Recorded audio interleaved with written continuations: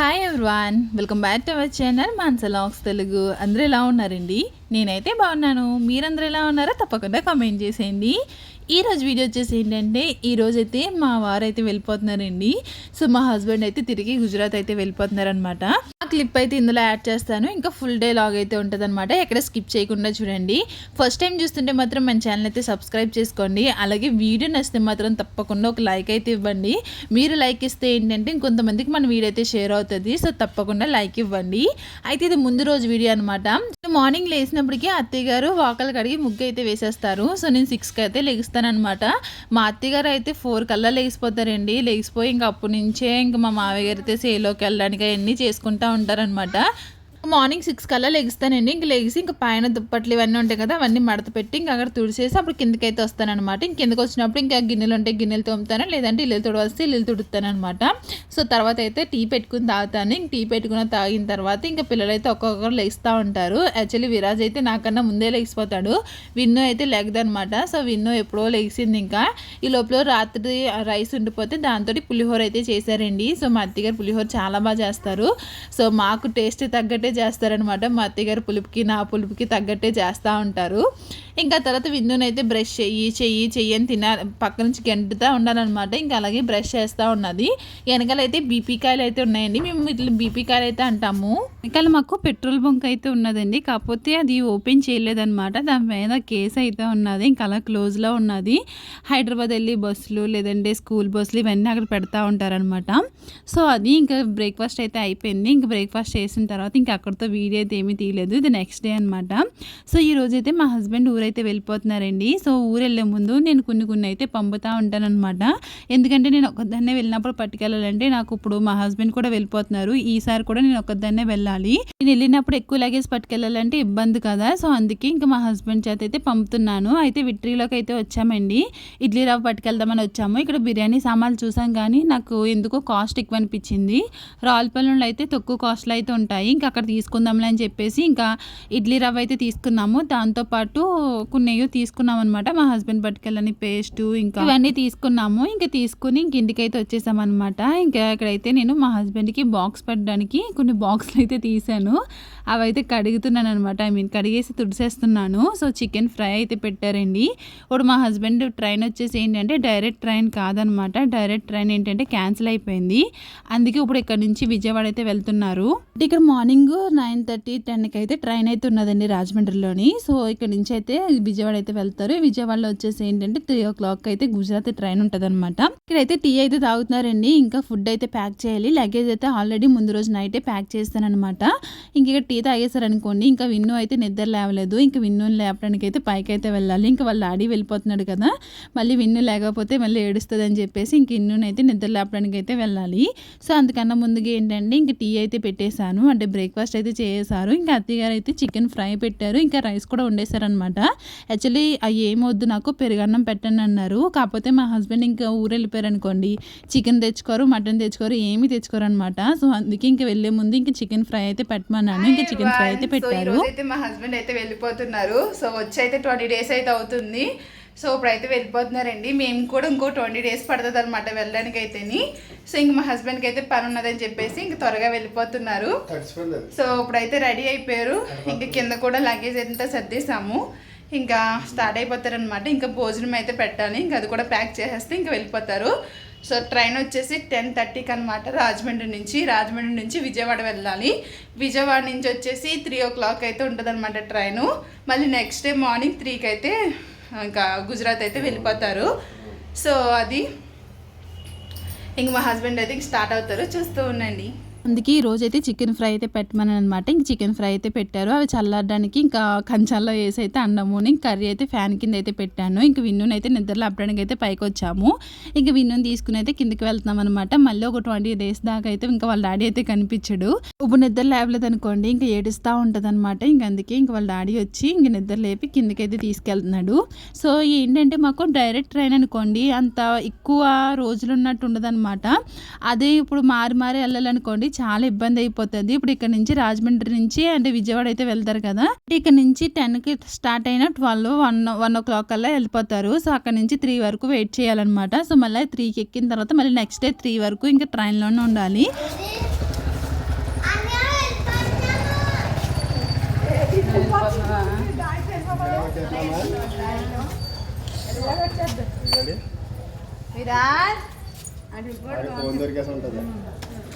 సరే అయితే ఇట్లా ట్రైన్లు మారేదైతే చాలా ఇబ్బంది అయిపోతుంది అనమాట. సో టైం కూడా ఎక్కువ పట్టేస్తుంది. సో అందుకే చిరాకు. సో అందుకే డైరెక్ట్ ట్రైన్ అయితేనే బెటర్ అనిపిస్తుంది అనమాట. ఈ ఎండకండి స్లీపర్లో వెళ్ళాలంటే చాలా కష్టం అనమాట. మేమైతే థర్డ్ ఏసీ బుక్ చేసుకున్నాం మొన్న కూడా అని. సో ఇప్పుడు మళ్ళీ మేము రిటర్న్ వెళ్ళేది కూడా థర్డ్ ఏసీ అనమాట. అయితే మా హస్బెండ్ అయితే స్లీపరే బుక్ చేసుకున్నారండి.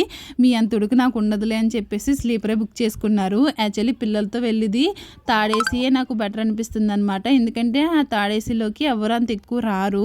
స్లీపర్లు అనుకోండి ఎవరు పడితే వాళ్ళు ఎక్కేస్తూ ఉంటారు. థర్డ్ ఏసీ అంటే ఏసీ బోగీలు అయితే ఎవరు ఎక్కరని చెప్పేసి అదే బెటర్ అనిపిస్తుంది.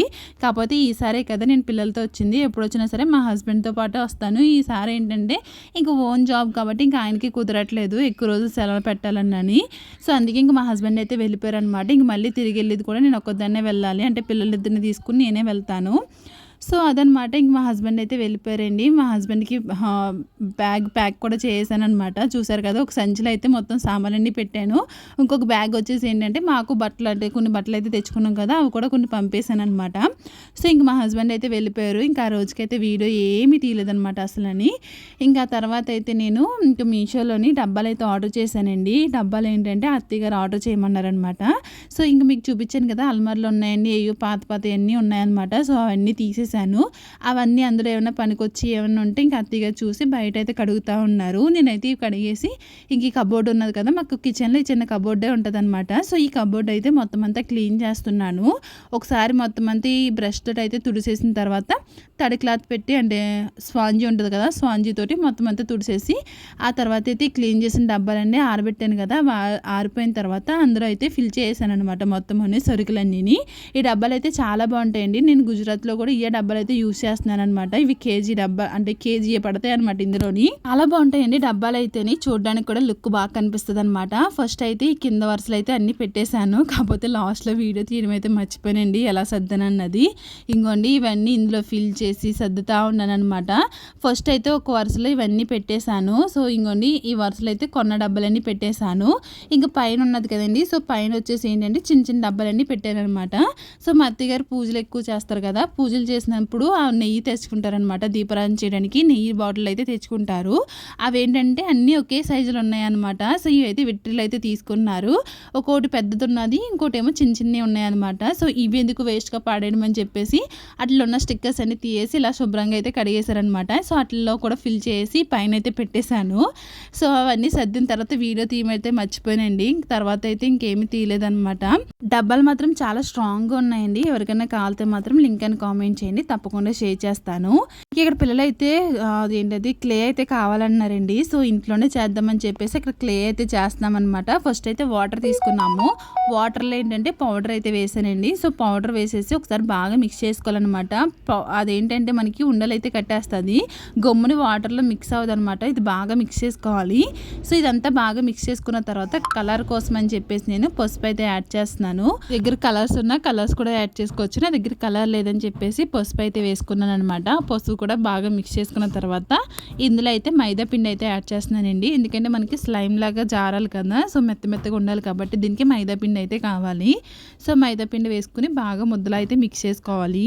ఒకసారి కాకుండా ఇలా కొంచెం యాడ్ చేసుకుంటే మిక్స్ చేసుకుంటూ ఉండాలన్నమాట. మనం వేసుకున్న వాటర్ బట్టి అది ఎంత పడుతుందో ఏంటన్నది చూసుకుని ముద్దలు అయితే మిక్స్ చేసుకున్న తర్వాత అప్పుడు ఇందులో అయితే ఆయిల్ అయితే వేసుకోవాలన్నమాట. సో ఒక 4 డ్రాప్స్ అయితే వేసుకున్నాను. వేసుకుని ఒకసారి బాగా మిక్స్ చేసుకుంటే మనకి క్లే అయితే రెడీ అయిపోయిందండి. ఇంట్లోనే పిల్లలకి ఇలాగా చేసి ఇవ్వండి, పిల్లలు కూడా ఇష్టంగా ఆడుకుంటూ ఉంటారు. బయట చాలా కాస్ట్ పెట్టి కొనాలి కదా, సో ఇంట్లో ఉన్న వాటితోటి ఈజీగా అయితే చేసుకోవచ్చండి. సో పిల్లలు కూడా హ్యాపీగా ఆడుకుంటారు.